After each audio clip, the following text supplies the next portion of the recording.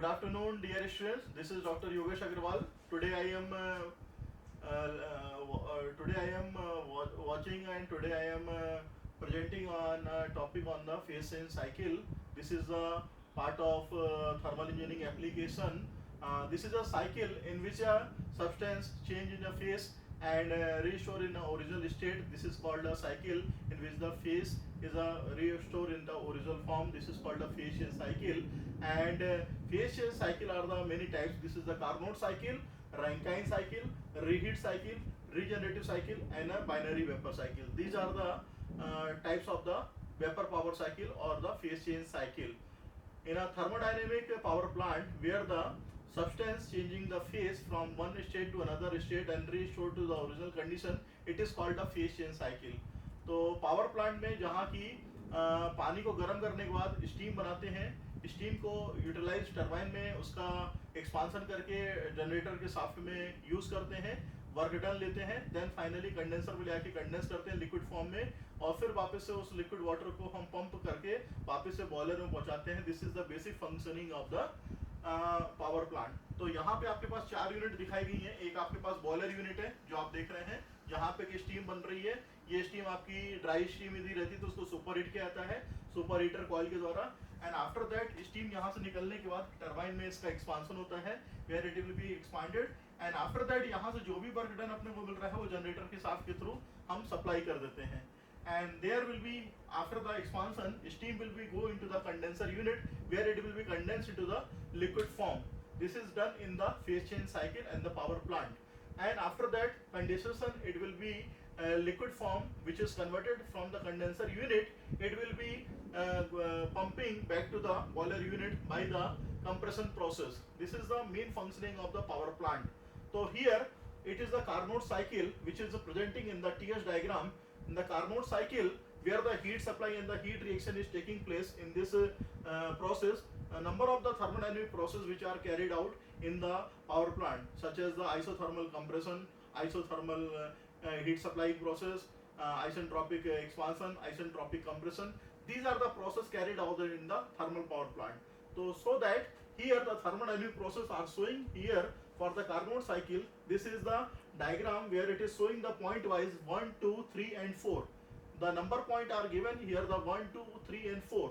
So 1, 2, that is called the isothermal heat supply. Here it is the 1, 2 process where it is heat is supplied done by the isothermal process, in which the heat transfer which is equal to the work transfer, and the heat is supplied by the isothermal manner, and the temperature will remains the constant. In this condition, the internal energy does not remains unchanged. And 2 to 3, this is the isentropic expansion where the steam is formation is taking place at the point 2. This is a dry saturated steam. Expansion of the steam is taking place at point 3 by the isentropically manner, where the entropy will remains the constant because of the heat transfer is 0. In the isentropic process, which is called also reversible adiabatic process, where the heat transfer is 0, then the entropy will remains the constant. There is a entropy remains the constant. The S2 is equal to S3. This is the process of the 2 to 3, where the isentropic expansion which are the carried out in the turbine unit, it is taking place. And after that 3 to 4, where the condensation process it is done in the condenser unit, where the isothermal heat reaction process is taking place, where the steam it is condensed into the liquid form. This is the unit where the steam it is condensed into the liquid form by the external sources, and there is a heat reaction is taking place by the isothermal manner, where the temperature remains also constant. This is the temperature T3 is equal to T4, temperature remaining the constant, and there is the heat is reaction taking place to the surrounding body, and the internal energy does not change. And after that, when the water is collected in the condenser unit, it will be pumped back to the pump unit. This is the pump unit. It is called the pump unit, where it is pumped back to the boiler section again, and the substance it is restored into the boiler unit. This is called the main function of the power plant, where the cycle will be work again and again. So after that 4 to 1 isentropic compression it is taking place, and the compression of the liquid it is taking place in a isentropic manner, there will be a no change of the heat transfer, it is taking place. Heat transfer is zero, the entropy remains the constant. There is an entropy S1 is equal to S4, entropy remains the constant, and this entropy which is depending on the heat transfer, because of the heat transfer is zero, the entropy will remain the constant, and after that when it is pumping back to the original condition, its temperature will increase. There is a temperature of decrease from 2 to 3 in the isothermal isentropic expansion, where the expansion of the steam it is taking place, and the temperature suddenly down in the turbine section, where the expansion of the steam is taking place at a very faster rate. And the turbine, which is called a turbo machinery power delivering device, where the expansion of the steam is taking place and the power is generated through the coupling shaft, and there is a mechanical energy converted into the electrical energy. Boiler, in which where the chemical energy of the steam which is converted into the turbine section by the manner of external sources, it is in the mechanical energy, and this mechanical energy converted into the electrical energy through the generator unit. This is the main cycle diagram of the Carnot cycle. Some of the limitation of the Carnot cycle: the liquid which is not original gain into the original form, into the having of the some dryness fraction because of the some limitation. Because of the TS diagram, it is showing the working substance conditions. There is a condition where the dryness is 0. This is the condition where is the dryness is 1. So there are the two conditions. Steam condition are the two conditions.